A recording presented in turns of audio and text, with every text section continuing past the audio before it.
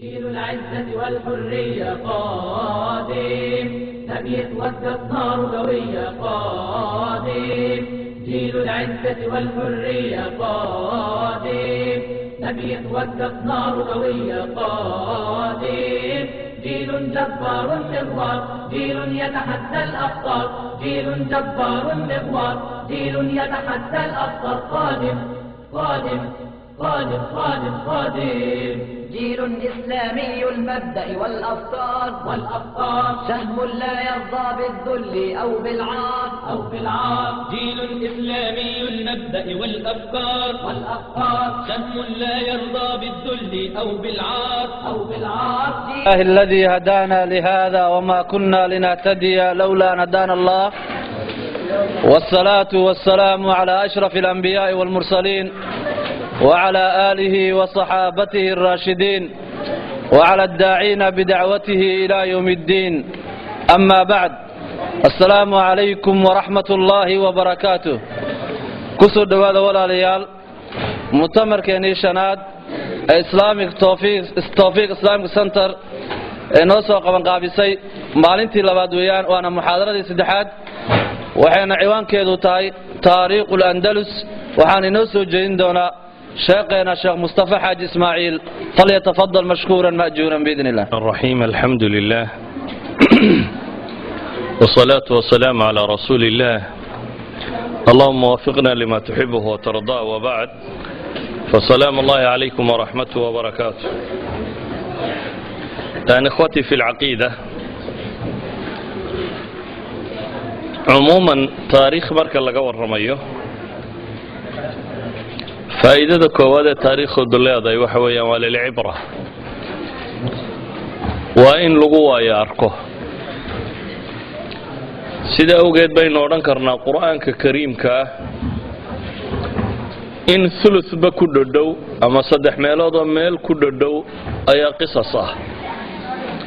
وإلهي سبحانه وتعالى وقصك ورميه. نحن نقص عليك أحسن القصص بما أوحينا إليك، لقد كان في قصصهم عبرة لأولي الألباب،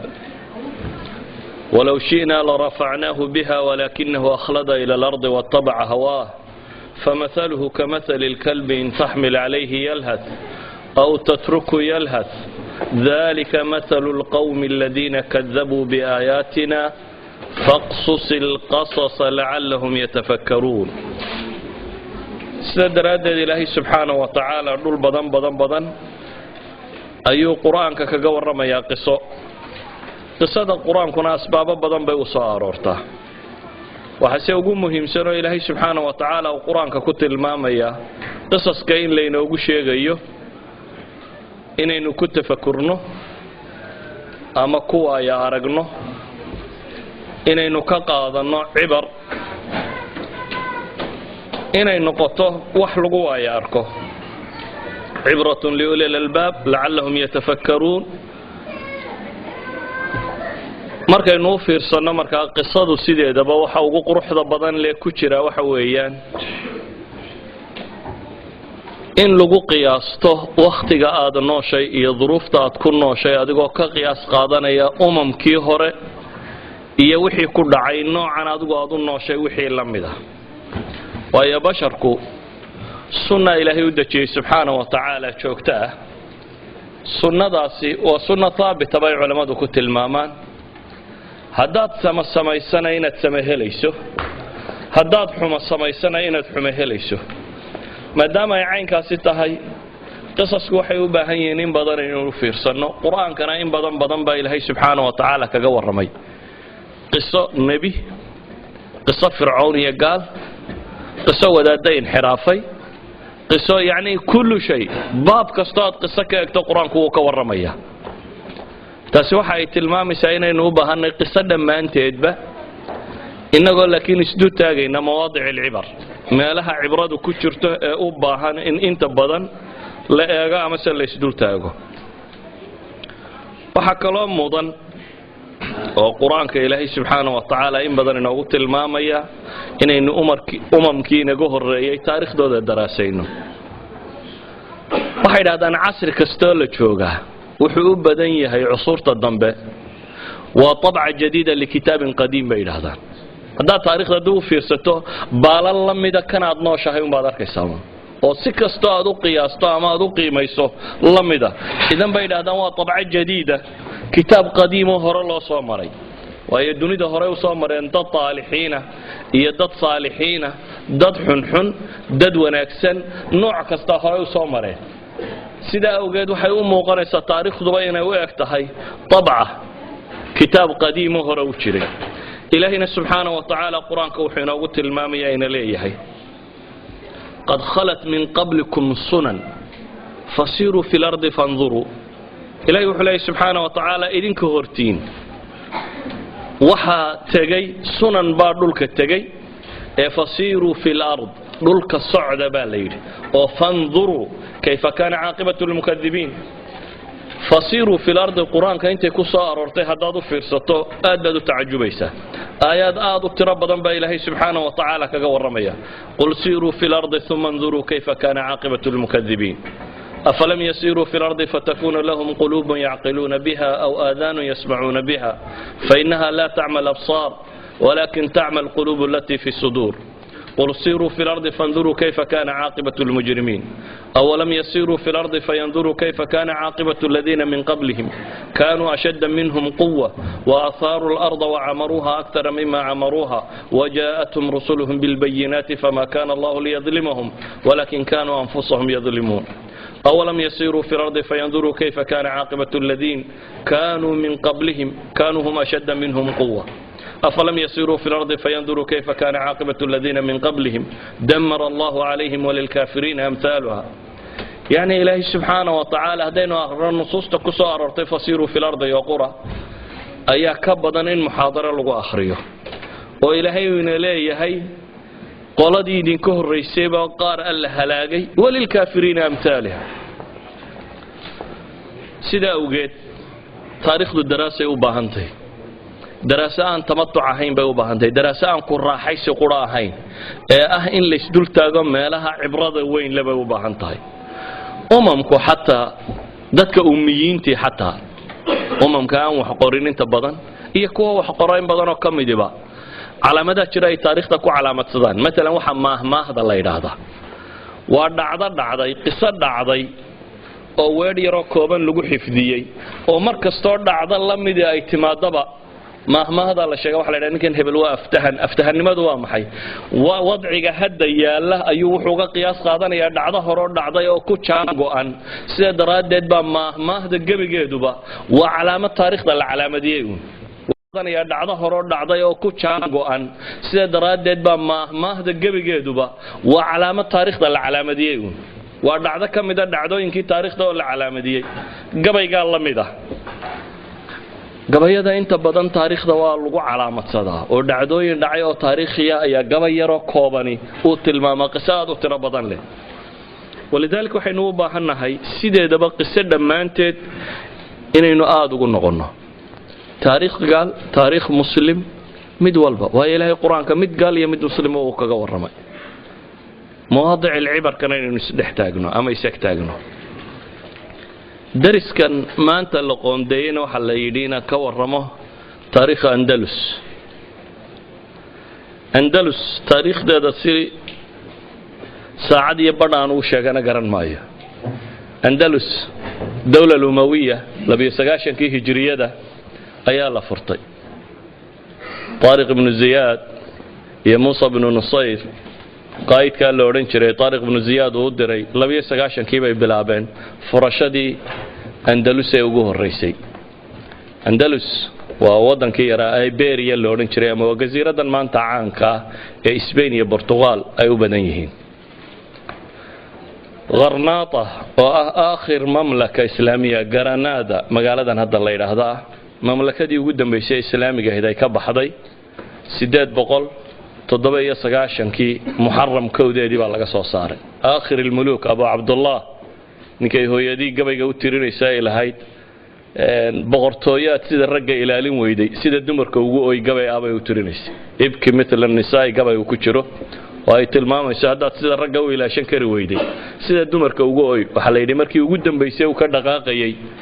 muahada ayuu kaga baxay mucaahadada markii la kala seexday doonyihii fuulu is agtaago dib u eegay qasriyadiisa iyo wixiisii markaasaa ilma ka soo daaday baa la yidhi hooyadii baa markaa weedhatan ku tidhi waa taariikh markaa 805 sannadood ka kooban 8 daqiiqo in laysiiya haddaan u qaybiyo 10kii sannadoodba hal daqiiqaan u hayaa 10kii sane ee taariikhda ka midaba hal daqiiqa ayaa ku soo beegmaya marka way adagtay taariikhda Andalus inaan kaga waranno 8 daqiiqo iyo wax la mid ah umuman Andalus 29kii laga bilaabo ilaa 138kii hijriyada waxay hoos imanaysay al-khilaafa al-umawiyya markii khilaafa al-umawiyya ay dhacday ee dawladda al-Abbaasiyya ay meesha qabsatay wiil dhalinyaro umawiyiintii kamid ah ayaa dilkii ka baxsaday walaaladii la dilay isagii baxsaday wuxuu socdaba wuxuu gaadhay wadankaasi Abdurrahman al-Dakhil oo saqar Quraysh ninka loo bixiyay dawladdaasi isaga dib u asaastay isagoo qariib ah buu wadanka tagay oo waxba haysanin laakiin dawlad buu muddo yar kaga dhistay dabeetana dawlad aad u ballaaran ayuu dhisay dhowr iyo 30 sano baan filayaa 34 sannadood ayuu xukumayay waqtigiisii intii badnayd tawraat bay kaga dhacday 25 tawradood ayaa ku kacday 34 sannadood ee uu maamulayay akhiran 170 meelaha markay mareysay ayuu wadanku istiqraarkiisii sugmay madiinada caanka ee madiinada Zahra la yiraahdo Qurtuba ku taala ee taariikhda mudankii ugu caansanaa dunida ahaan jiray ugu quruxda badnaa ayuu waqtiga dhisay masjid Qurtuba oo masaajidka weyn buu bilaabay ilaa iyo markii dambe masjid Qurtuba sidii loo weyneynayay 1200 oo tiir buu markii dambe lahaa masaajidka tiirarkiisu bilariskiisu 1200 isagoo 1200 bale oo kiniisada ayuu haddana ka dhisay Qurtuba wali masaajidkii waa dhisay laakiin hadda waa kiniisad taariikhdaasi dheer ee wadankaasi leeyay waa taariikh maasi tiro badan leh ama meelo madmadow oo aad u fool xun oo tiro badan leh meelo aad u qurux badan na leh waa taariikh markaasi runtii daraasadeedu ay tahay taariikhaha ugu fiican in la daraaseeyo waa taariikh isbedbedelkeedu badan yahay asbaabta keentay isbedbedelkana markii baad isha ku dhufanayso aan wax badan oo u fiirfiirsi badan kaaga baahnayn marka aan soo koobo haddii aan taariikhdan maraaxil u qaybino marxaladda hore waa marxaladaasi dhismaha koowaad ee ninkaasi dhisay kadib inaanu dhalay baa ka uga dambeeyay kadib inan kale oo awowyaha uga dambeeyay qolada hore waa iska fiicnay laakiin waxaan jeclahay meesha u baahan inaynu si fiican u daraasayno inaynu soo dultaago taariikhdani markay muddo socotay ayaa ninkii ugu dambeeyay waqtiga aan rabo waxaan rabaa ahdigii muluku tawaif ay talinaysay ahdigii ugu fitna badnaa inaynu tagno ee taariikhdaasi kamid ah waa ahdiga loo yaqaan muluku tawaif ama boqortooyooyinkii taifaadka yaryar ee kala nooca ah muluku tawaif waxa ka horeeyay laba boqor oo aad u waaweyn waa Abdurrahman al-Nasir ama Abdurrahman al-Thalith taariikhda bani umayya saddex nin Abdurrahman la yiraahdo soo maray daakhilkii iyo Abdurrahman kii labaad ama thani iyo Abdurrahman al-Thalith nin lagu tilmaamo iyo saddex Hisham kii koowaad kii labaad kii saddexaad Abdurrahman al-Thalith oo Abdurrahman al-Nasir ninka loo yaqaano wuxuu xukumayay wadankaasi 50 sanadood 22 jir isagoo abu qabsaday waana mararkay ugu qurux badnayd buu wadankaasi gaarsiiyay nin karti leh oo la kacabsi leh oo dawlad xoogan dhistay oo thawraadkii iyo wixii ka soo horjeedo dhan ka takhalusay oo ballaadhiyay dawladda islaamka ee meesha dawlad aad u qurux badan leh buu ka tagay markaas Abdurrahman al-Nasir dawladdii quruxda badnayd ee uu ka tagay inankiisii baa dhaxlay loo oran jiray al-Hakam ibn Abdurrahman al-Nasir al-Hakam waxa nin caalima aqoon badan diin jecel alla ka cabsi badan dawlad degan helay isna dhanka cilmigu isaga faafayba waa maktabadihii caalamka ugu waaweynaa ninkii samaystay 400,000 oo majalladood bay maktabadiisa ka koobnay isagu nin caalima oo faqiih buu ahaa muddo haystay laakiin qaltadii ugu weynayd buu galay bay yiraahdaan dawladii aadka u ballaadhnayd ee meesha ka talinaysay markuu ka geeriyoonayay inama waaweyn ma lahayn inan yaro uu dhalay ayuu ka dhigay inuu leeyahay wilaayada isaga dabadi culimada ugu da'weynaysiisa 12 jir bay ka dhigaan taariikhda kuwa ugu yareeyana 7 jir adigu nin 7 jir meelahaasiya daadiisu هشام ابن الحكم ابن عبد الرحمن الناصر نكي لو رجل هشام الثالث نكوي قانين أما المؤيد بالله لغة المامور هشام كامركي ماشى اللو ديبي هشام المير بوها ما دام المير اسكاها وصبه سميا معد إلى لسه سجى سلانه هويا يلا من نوكله تاريخ داسي مرة بالتفصيل إنه هذا صامري داخل كي يا عبد الرحمن كي لبات أما الثاني يا عبد الرحمن الثالث إنه لغة المامو يسد هشام كي كوات كي لبات كي صدحات عبد الرحمن الثالث أو عبد الرحمن الناصر نك الله يقانه وحكومة يودن كاسي كنتم سنادات لبات تنشري سوق أبو قبصدي وأنا مرر كي قرح بدنيد بودن كاسي جارسي ننكرتله والله كعبسله والدولة حوجان دستي oo thawraadkii wixii ka soo horjeedo dhan ka takhalusay oo ballaadhiyay dawladda islaamka ee meesha dawlad aad u qurux badan leh buu ka tagay markaas Abdurrahman an-Nasir dawladdii quruxda badneyd uu ka tagay inankiisii baa dhaxlay loo oran jiray al-Hakam ibn Abdurrahman an-Nasir al-Hakam waxa nin caalima aqoon badan diin jecel alla ka cabsi badan dawlad degan helay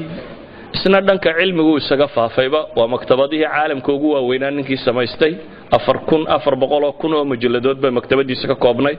isagu nin caalima oo faqiih buu ahaa muddo haystay laakiin qaltadii ugu weynayd buu galay bay yiraahdaan dawladii aadka u ballaadhnayd ee meesha ka talinaysay markuu ka geeriyoonayay inama waaweyn ma lahayn inan yaro uu dhalay ayuu ka dhigay inuu leeyahay wilaayada isaga dabadi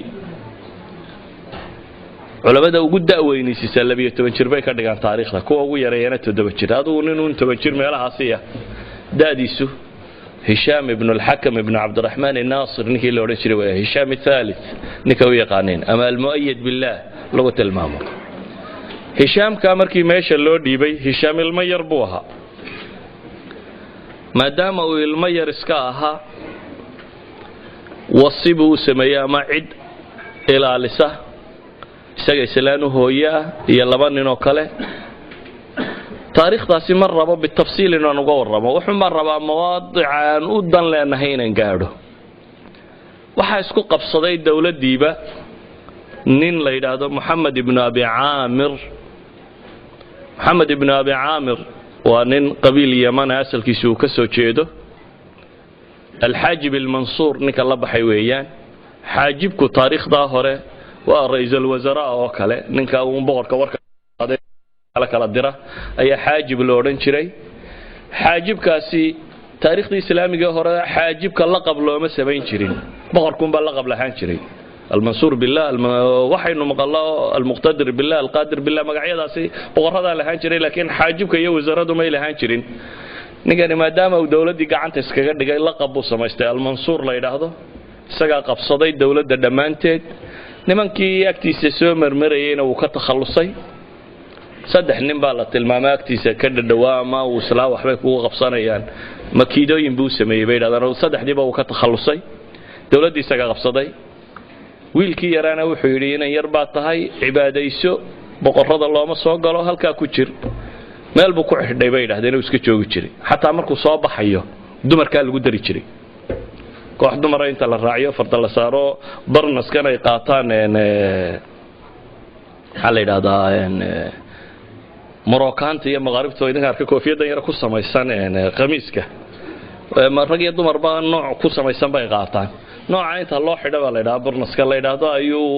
xataa lagama dhex garan jirin bay yidhahdaan dumarkaa uu la socdo iyo kooxdaasi galbinaysa cidima arki jirin waa iska cibaadaysan jiray meeshiisaasi iska joogay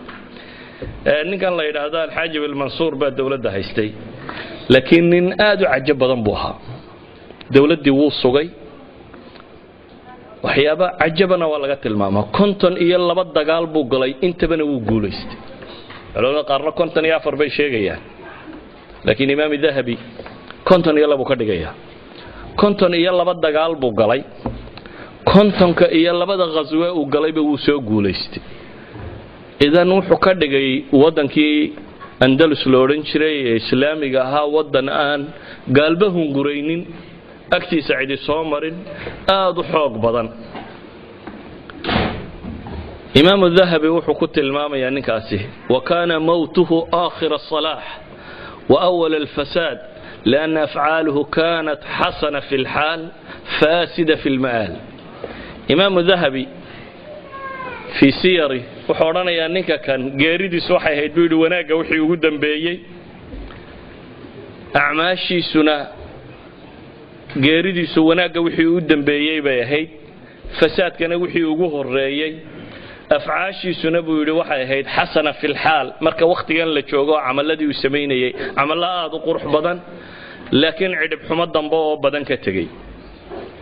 ويعني كان وحي سميي خلافه aanu khaliifku talina qolo kala taliso inaanu dhalay buu uga dhintay kiina halkii buu ka sii hayay 7 sanadood buu meelaha ku sii haystay laakiin nin saalix isaguna ahaa dawladii waxba kama xumaanin mid uu dhalay oo kale ayaa sii dhaxlay ka dambe uu dhalay nin fiican ma ahayn wuxuu ahaa nin marka hore hooyadii Faranjiye tahay سلام فرنسية هذا شيء سلامي ولي بهديات كبقرض أيوسيان متكمل هذا شيء شنقل بالورنشري وحانوا هانين فساد بدن آدو فساد بدن نكاسات دولتي قبصدي أخيرا دقا الله يبربر بوي سناس كقدنتي وحصاب بحي إن لغو قعو دبتنا ماشي وحا قبصدي نين عصب أو أمويين تي كترسن وحالا يدي waayo shanjalkani wuxuu sameeyay khatarta kale waxay ahayd labadii hore waxay iyagu yiraahdeen anagu xaajibaan wilaayada umawiyiintii baa iskalo muayyad billahi ba qolka dambe ugu jiray war maxaa muayyadkani qolka kaga jiray buu yiri muayyadkana waa ha iska tago aniga ah buu yiri ana khilaafadii waliyul ahdi buu sheegtay markaa baad muayyad billahi inuu isagu wilaayada leeyahay wilaayadana ay wareegtay الدولة الأموية أما قريشيين تنوي لا يددكو نوع ما ويقدم بيين لكن كان هو عامري يمنية مركا ما وقدم بين يان ددكو سيدي لو قدم بي أول واحد يكون معمول يعني حاجبين أما هنا سلطة يعني رئيس الوزراء وكيهي نين محمد بن هشام بن عبد الجبار لا يدادو أموي يبقى لقوك عيي دبتنا إنك عصا ماشي انقلابي واقب صدي وقتها كان وعهد فتنة بلا منطي وقرني الشناد يبلويسي أفر بقول تاريخ ده هجري مركي مريسي ويان نكاني مركو ماشي قبصدي عامريين تيبو إريي ماشي بو حوكو قبصدي ودولة دي بو سيريسكو دبردو لكن لو مدينين او حبلا ما وقت فتنه او مدحنمدي لا اسكو لايو او تiro badan dhacdo taariikhda 400 la joogo ilaa 422 laga gaadhay oo 22 sano Hisham ibn Abd al-Jabbar la yiraahdo Umayya baa lagu kiciyay dabeetana ninkaas meeshii inqilaabay waa qabsaday waqtiga kan waa ahdi fitna bilaabantay وقرني الشناد يبلويسي أفر بقول تاريخ ده هجري مركي مريسي ويان نكاني مركو ماشي قبصدي عامريين تيبو إريي ماشي بو حوكو قبصدي ودولة دي بو سيريسكو دبردو لكن لو مدينين او حبلا ما وقت فتنة ومدحنمدي لا اسكو لايو او تiro badan dhacdo taariikhda 400 la joogo ilaa 422 laga gaadhay oo 22 sanadood 22 ka sanadood 13 amiirul muuminiin baa soo maray يعني waxaad qiyaasi kartaa markaa fitanka iyo mashaakilka taagna sida uu eegaya 22 sano oo 13 amiirul mu'miniin oo kala nooc ay soo mareen waxa dhacay ninkii guriga ku xidhnaan jiray mid ay walaalayiin oo boqorkii weynaa al-Hakam caalimka inuu ku sheegaynay uu dhalay al-Hakam ibn Abd al-Nasir nimuu dhalay oo Sulaymaan la yiraahdo ayaa isku dayay inuu dawladdaasi inqilaabo laakiin wuxuu furay albaab cusub oo aan taariikhda Andalus lagu aqoonin albaabka maalintaasi furmay Andalus wuxuu ka mid yahay waxyaabihii keenay inay burburto markuu arkay ninkan madaxda iyo qolada dawladda haystay inaanu babac dhigi karin ayuu wuxuu qabtay dawladdii gaalada ee ugu dhaweyd Qashtaala meel la yiraahdo Qashtaala dawladdii weyneyd ee muslimiinta Andalus markay qabtay bilaad sakhar buura yar yar oo la yiraahdo oo badan sare ee Spain ku yaala oo qura ayaa ka harsanaa waqti dabadeed dawladda yar way iska weynaatay dabeetana gudaheeda iska dishay way kala gooday Lyon iyo Qashtaala bay kala noqdeen Qashtaalo waa castle oo af Carabiga markay qolada Carbeed akhriisay Qashtaalo akhri waa qalca dawladda yar oo meesha joogta ayuu tagay wuxuu kula heshiiyay dawladdaasi yar inay saacidaan way ka saacidaan dawladdii Qurtuba ka talinaysay in la inqilaabo ay ku wada duulaan Alfonso in la yiraahdo dawladda tan nimankii haystay wuxuu arkay fursad saciida inay tahay awal dawlad yar oo jisiya bixiso ka dawladda weyn ee muslimka xukunta buu ahaa maantana waxa arkaya muslimkii oo islaynaya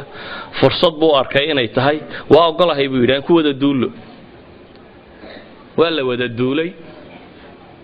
dabeetana waxa laga qabsaday meeshii iyada ahayd ninkii la oran jiray Muhammad ibn Hisham ibn Abd al-Jabbar al-Mahdi la baxay ayaa Qashtaala iyo Sulaymaan ibn al-Hakam سليمان بن الحكم الله بحي المستعين بالله والله تاريخ waxay yiraahdaan المستعين بالسليبيين buu ahaa مستعين بالله ma hayne inta qoladaas oo ka haystay ayaa lagu wada duulay dabeetana dawladii baa ninkii laga qabsaday waxay boqortooyadii dib ugu soo noqotay markaasi wiilashii uu dhalay الحكم ابن عبد الرحمن الناصر wiilashiisii mid kamida oo ah سليمان كان هشام كيبا walaalaatii guriga lagu xidhi jiray markuu meeshii qabsaday mahdigii jabay ayaa wuxuu la kulmay wiil la yiraahdo al-Fata Waadix oo Aamiriyiintuna oo nimankii xaajibiinta meesha ka ahaan jiray ee laga qaaday Muhammad ibn Abi Aamir qoladu ka tirsanaa weeyaan mahdigani wuu qaldanyo qoladii uu dawladooda baabiyay ayuu markii la soo eriyaday hadana uu yimiyo uu leeyahay ninkii amawiga aanu iskureerka ahayn meesha igala qabta fatal waadix waa aqbalay laakiin waxay yiraahdeen ninkii uu xoogan yahay malak Qashtaalana waa kii ka haysto meesha waa isku qabsadeen kama qaadi karnay maxaynu sameeynaa waa loo fakiray waxa la yiraahdaa aan gaal kala raadino dabeetana mamlakatu Aragon Barcelona magaaladan la yiraahdo ayaa caasimad markaa wahay Barcelona boqortooyo ka dhisnayd oo qolada gaaleed ay lahayd ayay u yimaadeen boqorkii haystay waxay yiraahdeen waxaanu rabnaa Sulaymaan ibn al-Hakam iyo waxoogaga barbarka oo haysta Sulaymaan ibn al-Hakam kii meesha qabsadayna qishtaaliyiintii mooyaane wuxuu kale la qabtay meesha mooyaane wuxuu soo dhaweeyay qabaa'ilkii barbarka ah oo qabaa'il aad u xoog badan oo tiro badan oo wadanka joogay kuwaas markaa sanad u ah waxay yiraahdeen waxaan u baahanahay inaad nala duusho oo aad nala qabato khilaafadii islaamiga ahayd oo ay gacantayada soo gasho ninkan ay u tageen Barcelona haysta waa duwalkii yaryara ee jizyada bixin jiray ee uu Abdurrahman an-Nasir jizyada siin jiray wa min ba'dihina al-Hajib al-Mansur baa jizyada ka qaadi jiray ninkii jizyada bixinayay bay intay u tageen bay waxay yiraahdeen waxaan rabnaa inaad nala furato wadankii oo meesha nala qabato Amir Barcelona wuxuu yiri waa si fiican laakiin bi shuruud baan dhiganayaa shuruudaasi baan idin kula duulaya waa maxay baa la yiri shuruudaadu waa laba ninoo daas ka soconaya la ciidan ma haystaane wuxuu yiri ciidamadiina iyo wixiina kale marka keensataan anigu dagaalku intuu socdo buu yiri maalin kasta oo dagaalkaasi soconayo 100 dinar oo dahabiya baan rabaa oo boqortooyada ay leedahay cashuura maalin kasta oo dagaalku soconayo dawladda Barcelona in la siiyo 100 dinar oo dahabiya kow ciidan baan idin siinaya ciidanka aan idin siiyo askari kasta oo dagaal gala waxaan rabaa 1 dinar oo dahabiya in maalintii la siiyo askari kasta oo dagaalka gala 1 dinar oo dahabiya inuu helo afar waxaan rabaa bulay dagaalka markaynu gallo ama saddex dagaalka markaynu gallo hadii aynu jabinno khilaafadiinaasi wixii hub la qabsado inaan anigu qaato dawladda Barcelona inay hub ka qaadato afar waxaan rabaa buu yiri madiinada Salim la yiraahdo oo ah mudankii uu furtay Cabdiraxmaan Naasir ama Cabdiraxmaan Thalith ninka la oran jiray dhulkii uu furtay magaaladaana in muslimiinta laga soo wareejiyo aniga gacanta la igaliyo afarta sharti hadaa aqbalaysaan way idin la duulaya boqortooyada maalintiiba 100 giniya oo dahaba 100 dinar oo dahaba askari kasto caynkaasi waliba askarta wadankii wuxuu cilaamiyay in nimankii muslimiinta ah lagu duulayo wariya tatawucaya buu yiri duulaya oo waliba lacag helayo maalin kasta 1 gini baa la idin siinaya dadkiiba askar bay soo qoreen waxa la yiraahdaa anaga duulayna la meesha lacag baa ka furantay duulimaadkiiba intiiba uu ka aqbalay waxay yiraahdeen intaaba waa ku saxeexnay sharti hadaa aqbalaysaan way idin la duulaya boqortooyada maalintiiba 100 giniya oo dahaba 100 dinar oo dahaba askari kasto caynkaasi waliba askarta wadankii wuxuu cilaamiyay in nimankii muslimiinta ah lagu duulayo wariya tatawucaya buu yiri duulaya oo waliba lacag helayo maalin kasta 1 gini baa la idin siinaya dadkiiba askar bay soo qoreen waxa la yiraahdaa anaga duulayna la meesha lacag baa ka furantay duulimaadkiiba intiiba uu ka aqbalay waxay yiraahdeen intaaba waa ku saxeexnay in la duul intii markii loo saxeexay ay la duuleen waxay jabiyeen markaasi Suleymaan ibn al-Hakam iyo barbarkii la socday sidaas ay Barcelona madiinadii Salim la oran jiray ku qabsatay wixii hub iyo qanaa'im la helayna qaateen ee muslimiinta laga furtay mahdina xukumkii uu ku qabsaday oo magaalada Qurtuba uu dib ugu soo noqday muddo yar markii la joogay labadan inay soo wada duulay dawladii hore isku dileen oo iyaga laftooda heshiis ma aha al-Fath al-Waadix ba makiida u dhigay oo mahdigiina isna uu ka takhalusay meeshii isaga isu dhigay laakiin dawlad al-Aamiriya fikradeedii buu qaato wuxuu yiri war kaliga mala lagu ogolaan maayo dawladnimadii nimanka amawiyiinta wax ka raadi المؤيد بالله هشام بن الحكم بن عبد الناصر كي غوريga ku xidhnaan jiray oo meel iska joogo soo helay markaas uu war khilaafadii baan soo dhiciye kaale mar dambu ki kameesha laga qabsanaya waa walaalkii waa Suleymaan ibn al-Hakam هشام ibn al-Hakam buu soo ka haystay Fath al-Waadix dabeetana wuxuu yiraahdaa adigu noqo boqorkii meeshii buu iska fadhiistay kiina Suleymaan ibn al-Hakam baa meeshii qabsaday waxaan leeyahay Fath al-Waadix ayaa meeshii qabsaday Suleymaan ibn al-Hakimna waa leeriyay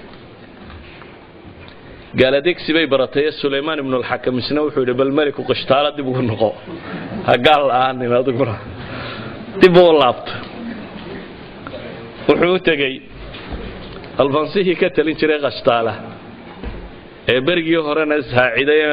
mahdigii la fiday Maxamed ibn Hisham ibn Abd al-Jabbar ninkii meesha kala qaaday waxay yiraahdeen meeshii nalaga qaad de mar damaan rabnaa inaad nala duusho saasmiyaha bal saddex cashay isuga buu yiri saddex casho hal isugo saddexdii cashay uu joojiyay ayuu boqorkii qashtaale haystay nin buu soo diray qoladii kan inqilaabtay buu u tagay uu nin u diray wuxuu yiri halkan waxa ila jooga Suleymaan ibn al-Hakam oo raba in la soo duulo waxoogaana dee ballanqaadana waan ka hayaa maxaan kaga hadhi karaa idinku ay siinaysaan haddaad rabtaan inaanan la soo duulin waxa la yidhi waxa allaaliya waxa qalcad muslimiintu leedahay waqooyiga ku yaalla qaado ha soo duulin nimankaa ha soo raaci boqorkii qashtaale waxaanu filayn baa u soo baxay waxyaabihii la kala doorransiiyey waxaa ka mid ahaa markaa qalcadaha waqooyiga ku yaalla waaweyn xusuntii muslimiintu lahayd in isaga la siiyo duulimaadka ninkana uu ka hadho wuu aqbalay markaas sulaymaan ibn al-xakam duulimaadkiisii buu iska daayey isna wuxuu qaatay qalcaadkii waqooyiga ku yaallay muddadaasi kooban ee waxaa soo dhamadhaceen aan ka warramaya waa 3 sannadood gudahood waa 400 ilaa 403 3 sannadood gudahood baa waxaa soo mashaakili dadka ku dhaceen sulaymaan ibn al-xakam kii haddana barbarkii buu dib u kiciyey meeshii ma joogin waa soo noqdeen qurtabuu soo galay magaaladii buu fasahaadiyey kufsi dumar dad la laayo wax walba uu sameeyey ninkii almustaciin billaahi la odhan jiray la baxay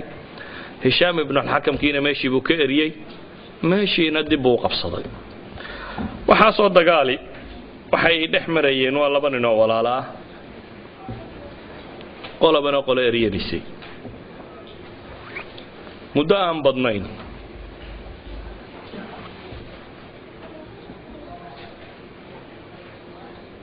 ayaa fitankaasi soconayay waqti yar kadib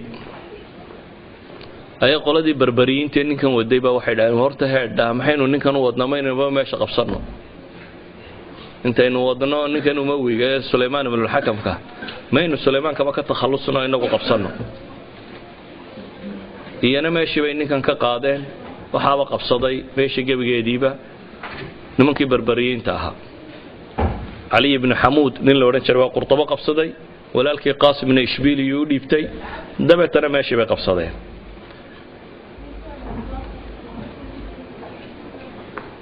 amiriyiintii oo al-Murtada billah ninkii la oran jiray la socdaa soo noqday dagaal badan baa dhacay kullu hada maxaanu tilmaamayaa waxaanu socdaa waxoogaa yar inaan tilmaamo dawaama ayay gashay dawladda islaamiga ee meesha joogtay markay ay taariikhdu mareysay 422 meelahaasi ee warkii loo adkeysan kari waayay maalinba meel mid qabsaday ee dhibti tira badatay ayaa qaadigii magaalada Qurtuba loo yimid waxa la yidhi sida tan loo adkeysan maayo maxaa la yeelaa wadaadadii waa shireen dabeetana waxa la yidhi khilaafada baan ridna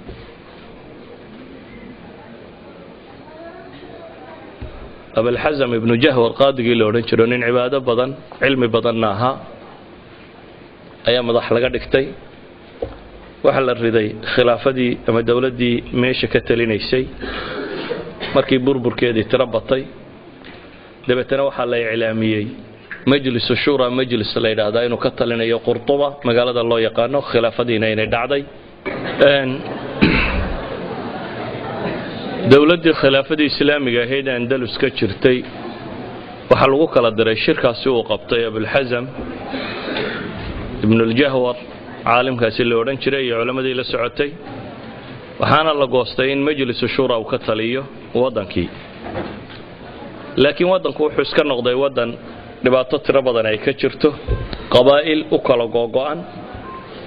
waayo wadanka waxa deganaa dad عربت دقنا ترى بداني جارهان لبا قبيل بيو بدنايين عرب غير مضرة وعربتي حجاز كتمي إيه يمن إيو عربت قيسين تلو يقانو غير شامها وحكالو جوغي بربركة وقبائل آدو ترى بدنا وحكالو جوغي قبائل مدد لو يقانا السقالبة سقالبة دو علماء التاريخ داد كان السقالبة دا كوشيغان وحويان saddex qaybood baa loo qaybiyaa saqaalibada kuwa yiraahdaan saqaalibada galbeedka oo waa Boolandiyiinta iyo Czech iyo Slovakiyiinta iyo kuwaasi kuwa loo yaqaan saqaalibada sharq oo Ruusiya al-kibar iyo Ukrainiyiinta ama Ruusiya siqaar oo Belarusiyiinta iyo wax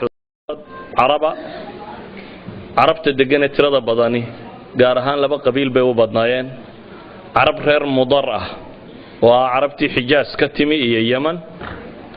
إيو عربت قيسين تلو يقانو رير شامها وحكالو جوغي بربركة وقبائل آدو تربضنا وحكالو جوغي قبائل مدد لو يقانا السقالبة سقالبة دو علماء التاريخ داد كان اي سقالبة دا كو شيغان وحويان صدح قيبات با لو قيبيا سقالبة دا كوي دهدان سقالبة دا قلبيتك هو بولنديين تا يا تشيك يا سلوفاكيين تا يا كواسي كوا لو يقانا سقالبة الشرق هو روسيا الكبار يا اوكرانيين تا اما روسيا الصغار وبلوروسيين تا يا وحلميدا هي سقالبة الجنوب كوا يوروبتا كونفوريت كوا جوغا dadkan intooda badan waxa ay dad wadanka Jarmalku intuu duulo oo caruurtoodii wuxuu soo qabqabsado iyo doonimo loo iibin jiray dabeetana mujtamac dhan sidii mamaaligtii atrakta ama Masar oo kala qabsatay dad noocaas ay noqdeen marka waa qabaayil tiro badan oo iyaguna wadanka degan markii ay dhacday in dawladii khilaafada ahayd ay baabaado loo soo guuro majliskaasi shuurada ee culimada sameeyeen waxa dhacday inaan iyaguna xukumin magaalada intan ay magaalada joogan mooyaane wadanka intiisa kale aanay xukum xoogan ku haynin sida daraadeed wadankii uu kala googo'ay waxa soo baxay 22 dawladood oo cusub Andalus meel yar bay ahayd Andalus waxa lagu tilmaamay in ilaa 600 kun meelahaasi in ku dhow 600 kun kilomitir isku wareegay inay tahay yani wadankii Soomaaliya 627 buu Soomaaliya in leeg rulahan marka la eego Soomaaliya oo 22 dawladood noqoto qiyaas feer waliba intii yareeyay oo haystay intuu goostay ayuu dawladda iclaansaday marka hore 7 qabiilo waaweyn bay u kala googo'een Banu Abaad niman la yiraahdo oo Ishbiiliya iyo gaarkeeda qabsaday niman Banu Ziri la yiraahdo oo Qarnaata iyo gaarkeeda qabsaday Banu Jahwar oo qaadigeenu ka waramaynay oo isagu Qurtuba iyo manaatiqda ku xeeran qabsaday Bani al-Aftas niman la yiraahdo Berberiyiina oo iyaguna qabsaday Batlios magaaladan la yiraahdo iyo inta u dhow Bani Dhanun nimanka la yiraahdo oo qabsaday Tulaytila Toledo magaaladan la yiraahdo iyo inta u dhow Bani Amir nimanka la yiraahdo oo iyagu qabsaday Valencia ama Valencia meeshan la yiraahdo Banu Hud oo iyana qabsaday Sarqasta ama Saragoza magaalada la yiraahdo iyo inta u dhow waa Spain tan yare arkaysan ee Portugiiskan intan oo 22 dawladood loo qaybiyay Portugiiska iyo Spain oo la isku daray oo waliba qaybta sare oo dhan Lyon iyo maxaa la yiraahdaa Qishtaala iyo qaybtan Barcelona Aragon dawladii loo oran jiray intaasina dawlado kale Kristaan ay ka sameeyeen intii ka hooseysay ee muslimiintu haysteen ayaa waxa loo kala qaybiyay 22 dawladood taasi waxa soo baxday markaasi qabiil wal ama reer yar waliba intuu meel qabsaday ayuu dawlad ku sheegay meel yar oo kasto dawlad lagu sheegay waxa loo sameystay nin madaxweyne ah oo amiirul mu'miniin sheegta magaalo waxa haystaa waana laqabka la yiraahdo amiirul mu'miniin buu haystaa ciidan buu leeyay wasiirru leeyay lacag buu daabacday gaar oo rasmigii madaxtooyadiisa uu ku yaalo safiirru leeyay uu dirto nin waliba dawlad wixii ay sheegan jirto dhan ayuu sheegtay dabeetana waxay noqdeen dawlado yar yar oo 22 oo 22 kuba ay col yihiin oo mid waliba walaalkiisa ugu dhow ee muslimka uu iska eegayo si uu walaalkiisa u dhow muslimka ugu xoogaystana dawladaha gaaleed markaas ka xoog waaweyn mid kamid ah uu dabada saaray ama se uu ku tiirsan yahay taasi waxay keensatay in gabayaagii la oran jiray al-Hasan ibn Rashid sidoo Imam Dhahabi siyarkiisa jiska 17aad safxada 144aad ku soo naqlinayo inuu gabayo yiraahdo mimma yuzahiduni fi ardi andalusa سماع معتصم فيها ومعتضب ألقاب مملكة في غير موضعها كالهر يحكي انتفاخا صولة الأسد يعني قبياغا سي مسلم كابا وحلي وحيابها نغت جيب أندلس وحا كم دبولي دولك أندلس وحا نغت جيب مغاعيدا انترادا بدن لهم معتصم يم معتضد المعتصم بالله المعتضم بالله المرتضي بالله المؤيد بالله mid waliba laqabkii madaxtooyadu lahaan jirtay buu la baxay waxaan ka fogaaday waxa kamida buu yiri magacyada tirada badan leh ay nimankaas la baxeen wa alqaab mamlakatin fi ghayri mawdi'aha bulay wa magacyo dawladeed وآن لكن ميل دولة جوكت الله بحنين كالهر يحكي انتفاخا صولة الأسد بعض الروايات نصورة الأسد بينها وسيدي بيقولي على هذا عري جير كاللي بحس ككعية عري هدو جير سككعية دي اللي بح نقول ما يوم وبصدقون انت جير كسككعيسي جير اللي بحس شوية كيسي بيلا مدين يعني الدولة ده معها waxaa bilaabmay waqtigan waxa taariikhda loogu yaqaano casru muluk at-tawaif 422 ilaa 483 buu socday 422 ilaa 483 waa waqtiga ay la baxeen marka muluk at-tawaif oo ah qaybaha aynu soo sheegnay ee 20ayada ku dhow waxay caan ku noqdeen كو ضد طرف جعل بيهاينو نمعيستي ودناد ولعاقيستي نمعيستا با لا غوغوستي دبيتنا waxay noqdeen bay leeyeen dad tumasho heeso bariis iyo baastiye wax la cuno oo laga shaqeeyo cuno oo laga waramo mujtamac nooca oo koray bay noqdeen bay leeyeen waa mar labaad waxay noqdeen mujtamac duwaylaad yar yar oo dawlad waliba culka ugu weyn ay leedahay uu yahay kan yar kale u jaarka reer hebela meesha yar ay haystaan waxa soo baxay bay yiraahdaan munkaraadkii oo dib u soo noqday iyo fusuuqiyo wixii la mid ah waxyaabaha aadka u foosho xun la soo korayna waxa ka mid noqday dawlad waliba si ay u jirto kuwan yar yar ka midi waxay dhabar ka saartay dawlad ka mid ah dawladii gaalada ee roona ama iyaga ka xoog badnaa markaasi ayay mid waliba dhabar ka saartay waxyaabaha ka si foosho xun la meesha tan ka soo baxay waxa ka mid ah dawladaha yar yar intooda badani waxay bixin jireen jizya si ay u jiraan يعني waxa taariikhda ku daraasayn jirteen dawlad islaamiga jizya qaada kuwan iyaga jizya bixin jiray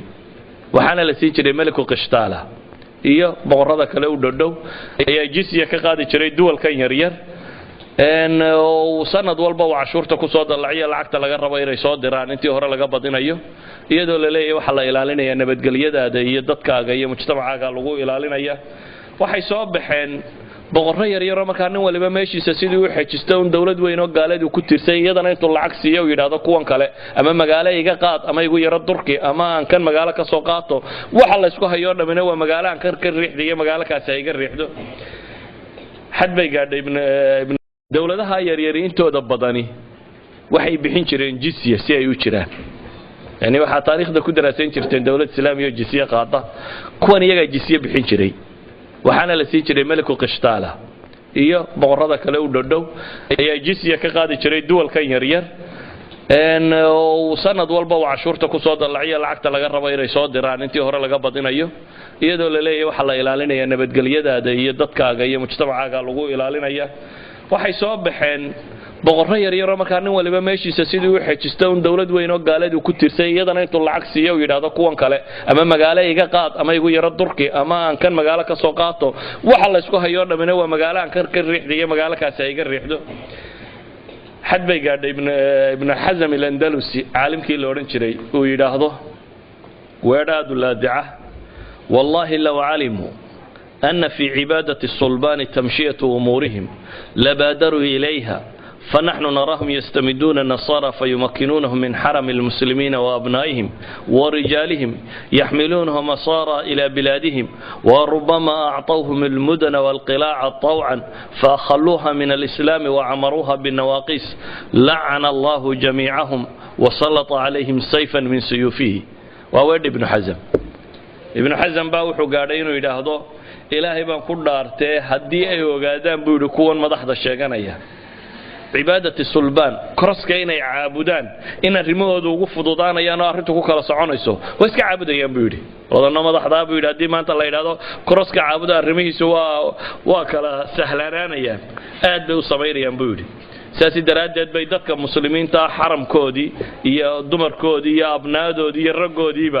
iyagoo maxaabiista loo qaadaya buu dhulka gaaleed oo lagu xidhanaya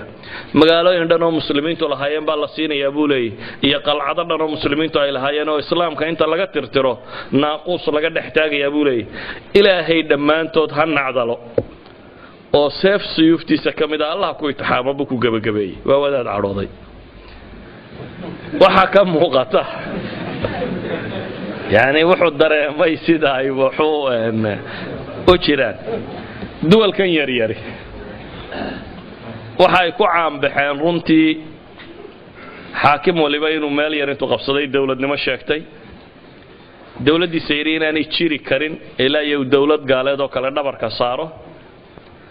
mid waliba ninka ku xigee muslimka ah inuu col la yahay ka foge kale gaalkaana inuu lacag siinayo ama jisye uu bixinayo casriga caynkaasi andalus dhibtaasi ay haysatee sida ay u kala daadatay waa casriga ugu culamo badnayd haddana taariikh islaam marka dib loo daraaseeyo waa waqtigu ibn cabdilbar noolaa 463 buu dhintay casri tawaif dhexdiisuu dhintay waa waqtigu noolaa abulwaliid albaaji 474 buu geeriyooday waa waqtigu noolaa ibn xazam 456 buu geeriyooday waa waqtigu noolaa ibn xayaan 469 buu geeriyooday waa waqtigu noolaa ibn sayidi 485 buu geeriyooday waxa culamadii ugu badnaa ee taariikhdu ay tilmaamto casri tawaif bay noolaayeen muluku tawaif waqtiga kale ay talinayeen bal الإمام أبو الوليد الباجي باجدا لو نسبيني وباجة ومقالة يروكو تعالى برتغيسكا أبو الوليد الباجي عالم كان لورن شري مركو أركي دول كان يريرا مسلمين تيني سي وكالدات سيينيو دباطة هايستا صدن سندود بودح سعودي ساقو لمي دوبا صدن سندود بالله إذا مقالة كستو كتر سنة مميل كستو أندلس كمدا صعد بو كمري isagoo ku dhawaaqayay dadkan muslimiinta inay midoobaan oo la isu yimaado waa ka ibn hazm kitaabkiisa naqat al-urus la yiraahdo naqat al-urus kitaabkiisa la yiraahdo wuxuu yiri fadihatun lam yaqa' fi ad-dahr ala mithlaha waxa jirta buu yiri fadiho aan taariikhda bini aadamku hore u soo sheegin buu yiri arba'a rijal fi masafati 3 ayyam tasamma kullu wahid minhum amir al-mu'minin buu yiri أفرنين ومسافة صدح مع الموضوع كلا صعدة مدول بأنتم ما يركض دقيبوري وشاكتي أمير المؤمنين إنه يجي مؤمن كردن بأميروي أفرتان مدول بأ مؤمن كردن أمير نمدي سشاكنا يا صدح 10 صعدة ولا قتل لا ماشي دقي نك عادي مالتي أفرت كيلومتر بصعدة صدح 10 حلقة أبو بغلي 30 كيلومتر إلى صعدة وبغلي 30 كيلومتر ضلعة وأفر أمير المؤمنين شوكته قانون ولما ملك تلينيه وهو خطب لهم بها في زمن واحد وأفر تبابه لوقت قرى خطبة جمع مد والبا أمير المؤمنين هي لو قد عينيه وخطبة الله آخرنا يبوليه مرقى صوح التلمام يا أفر تقوي كلا هاي مدوا خلف الحصر يبوليه وإشبيلية على أنه هشام المؤيد واحد شراه هشام المؤيد كي وعلماء تاريخ دقيق كم إذا قبان وقت هرد انطي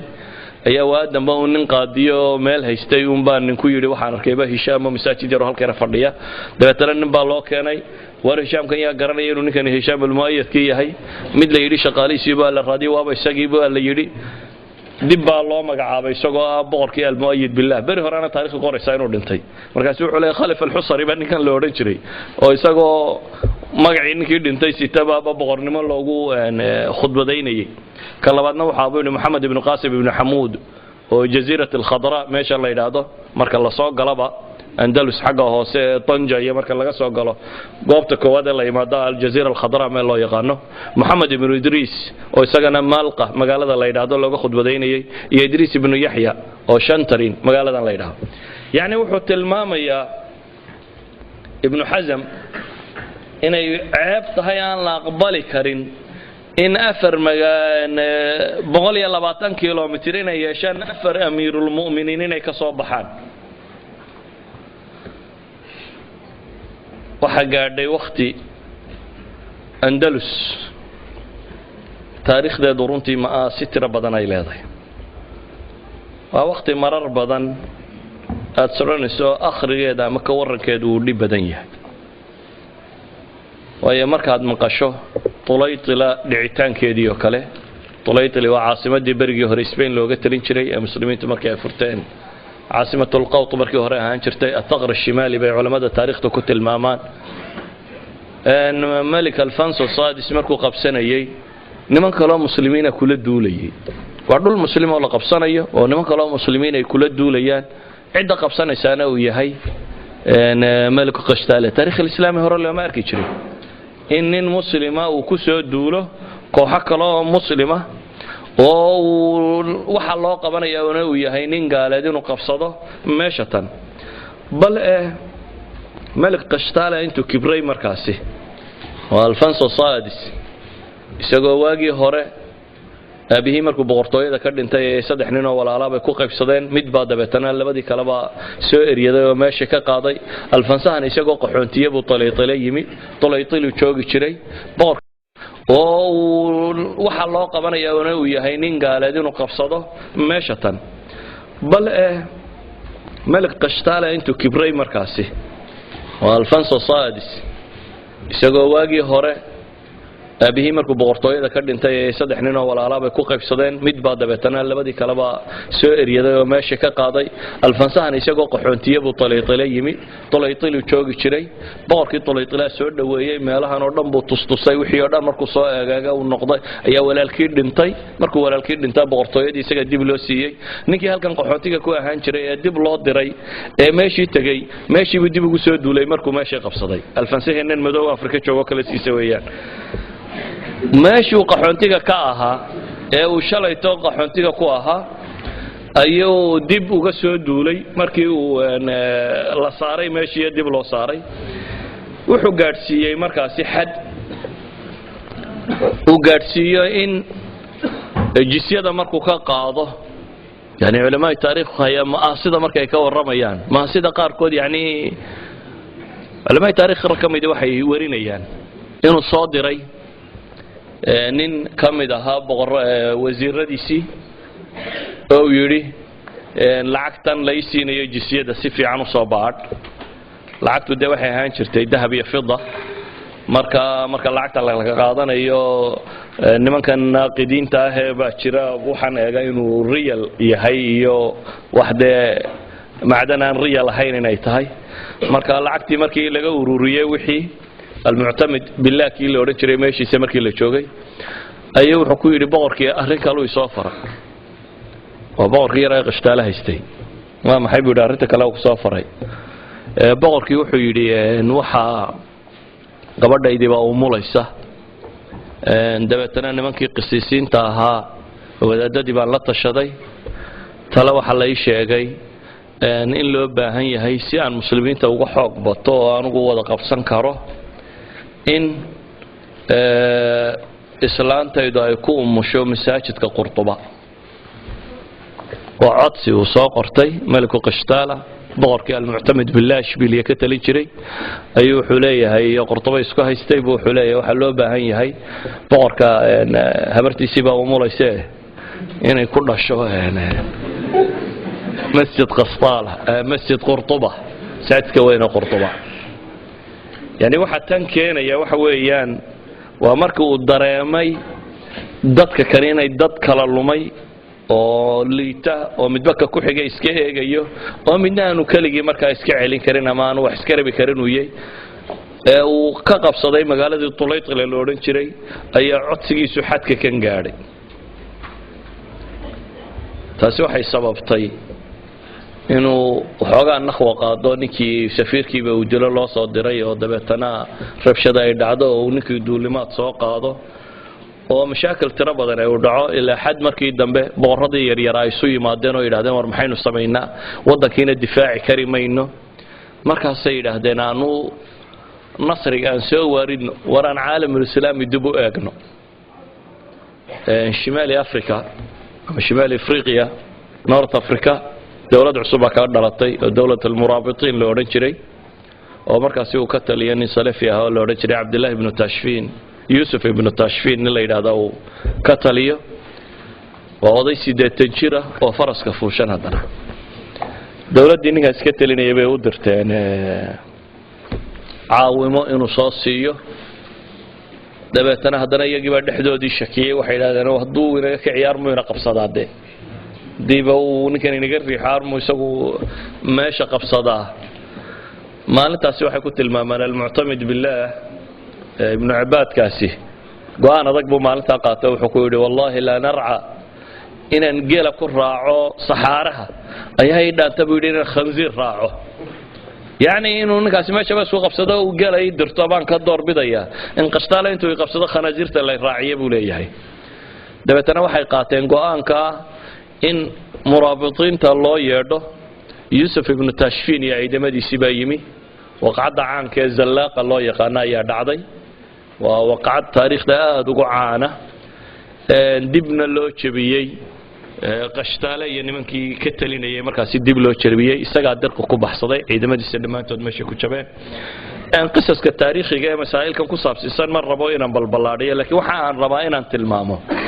mujtamacu markuu dhexdiisa isagu uu isnaco uun dabeetana uu noqdo yaa kursiga ku fadhiya kadibna tuulo weliba madaxweyne ay samaysato waxay iska ilaalinaysaana ay tahay tuulada kale ku xigta isaguna uu waayo weligiiba magac dawladeed ha sheegto lacag ha samaysto wax yar ha qorqoro laakiin uu waayo muqawamaat alxayaa qaabkii loo noolaan lahaa uu waayo oo noqdo waxaan isdifaaci karin ama waxba iska celin karin waxay noqonaysaa inuu taxta saytarati dawlatin ukhra dawlad kale inuu iyada ku hoos noolaado oo wixii loo yeedhiye kasta uu aqbalo si ay tiisan yari u jirto 22 dawladood baa muddadaasi yar meeshan ka talinayay oo midba ka ku xiga uu iska ilaalinayay oo dawladan kale ee meesha taala uu rabay inuu haddana nimanka waxa sameynaya dhan kale faqri ma hayn xoolaani ma jirin waa waqtiyadii ay ugu badnaayeen waa waqtiga yawmutiin ay dhici doonto waa taariikhda waa maqasheen yawmutiin kala sheego nin boqorada kamid ah ayaa islaantiisii boqortooyada xagga sare fuushay dabeetana iyadoo roobda ay bay waxay aragtay dad wadada lugaynaya oo dumar ah oo cagaha dhoobo intay ka yara fayteen dhoobo dhex socda markaas waxay tiri boqor aniguna waxaan doonayaa inaan dhoobadaas oo yara batalaqsado dabada u baxo qofka bini aadamka waxa caadiya inta ka maqan uu bini aadamku moodaa inay tahay nimcada rasmiga imka ninka baadiyaha jooga ee aan waxba haysanin talow daaraha dhaadheer mar uu yaa fuula buu isleeyay kan daaraha dhaadheer fuushanina yaa buraha mar uu koro buu isleeyo soo carcarara banaankaasi oo hiita yar buu dhisanaya waa nolosha bini aadamka caadiga ah